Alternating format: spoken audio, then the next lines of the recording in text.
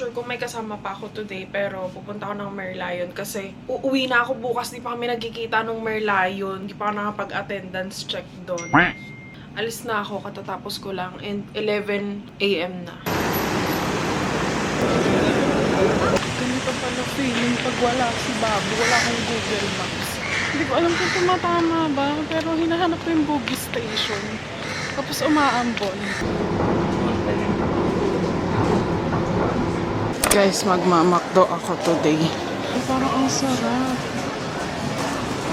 Ice cream. Guys, magmakdo ako. Wala pa lang rice.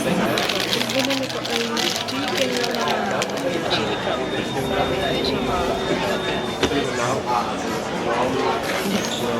Dalawang feeling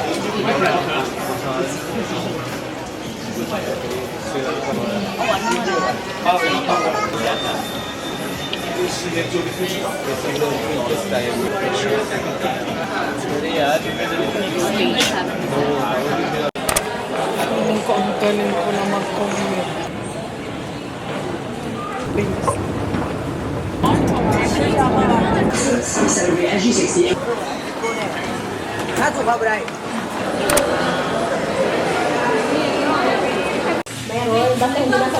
Ipang sa akin dati yun sa Summer Street, di ba? Kung maitapon-tapon, walang trash. Pero may nakita na.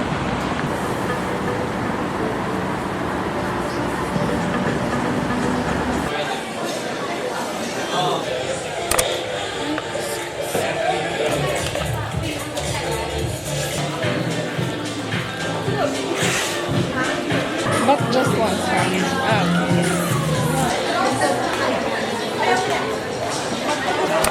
Guys, nandito ako sa Sephora sa Orchard.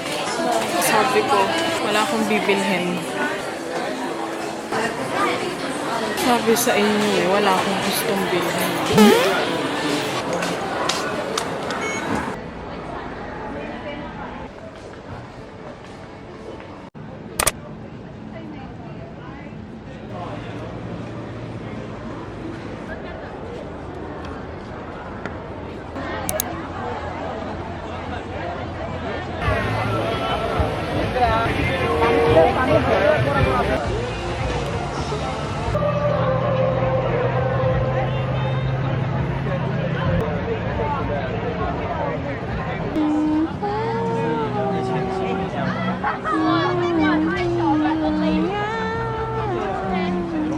Guys, tapos ako mag-attendance. Hanapin ko na lang yung gusto ko sa i-recreate na scene yung kay Rachel Chu.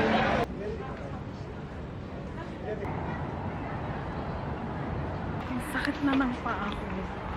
Nakaka 13k steps na ako. Diyos ko, parang mababali na naman yung paa ko.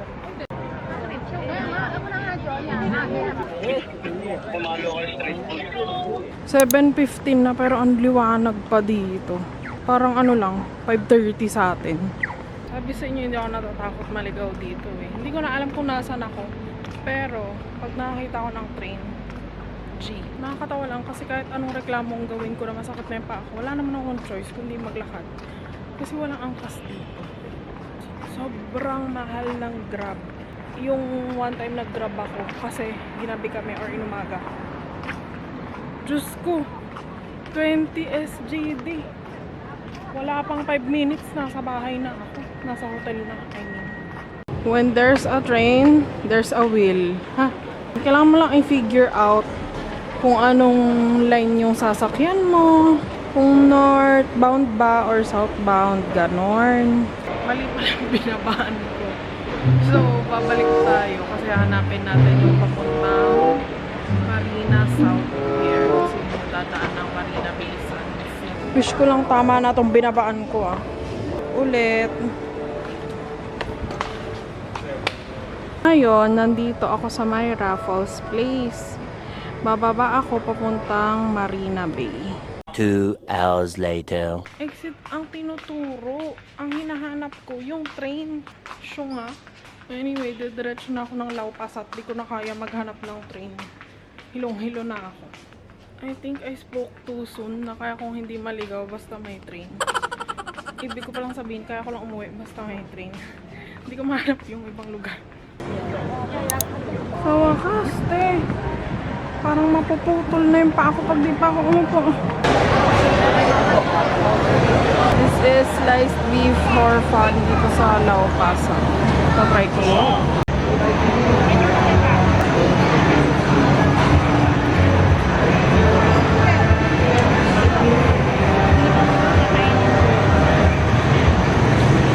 Parang kulang pag walang kalamansi. Pero masarap na siya.